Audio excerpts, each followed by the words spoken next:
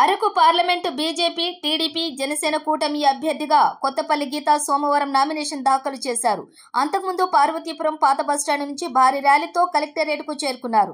కొత్తపల్లి గీత BJP, TDP, Janasena కార్యకర్తల జెండాలతోటి పార్వతీపురం పట్టణం కలకలలాడింది. ఈ సందర్భంగా బీజేపీ పార్వతీపురం లోక్సభ అభ్యర్థి కొత్తపల్లి గీత మాట్లాడుతూ ఎన్నికల్లో బీజేపీ, టీడీపీ, జనసేన కూటమి విజయం సాధించడం ఖాయమన్నారు.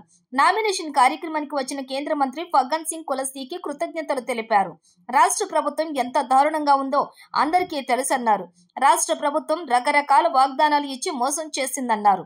యువకులకు ఉపాధి లేదని, జాబ్ క్యాలెండర్ ఇవ్వలేదన్నారు. మహిళలపై అనేక దాడులు జరుగుతున్నాయన్నారు. ఈ ప్రభుత్వం గద్దె దిగాలంటే అందరూ కలిసి రావాలని, బీజేపీ, టీడీపీ, జనసేన కూటమికి ఓటు వేసి గెలిపించాలని కొత్తపల్లి గీత కోరారు.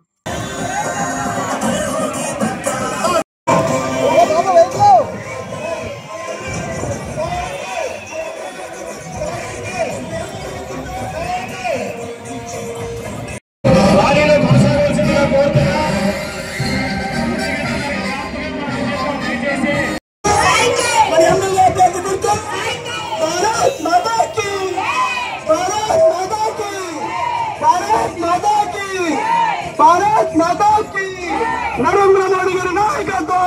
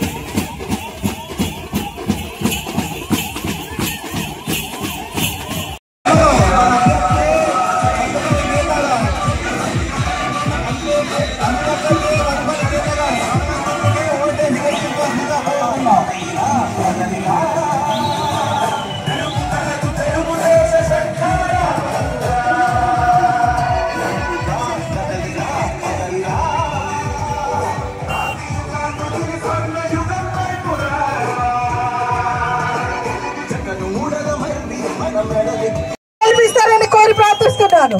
అలాగే డబుల్ ఇంజిన్ సర్కార్ కావాలంటే రాష్ట్రంలో కూడా మనకి ఎమ్మెల్యేగా ఎవరైతే కూటమి అభ్యర్థులుగా ఉన్నారో ఇక్కడ సైకిల్ గుర్తుపై పోటీ చేస్తున్న బోనెల విజయ్ గారికి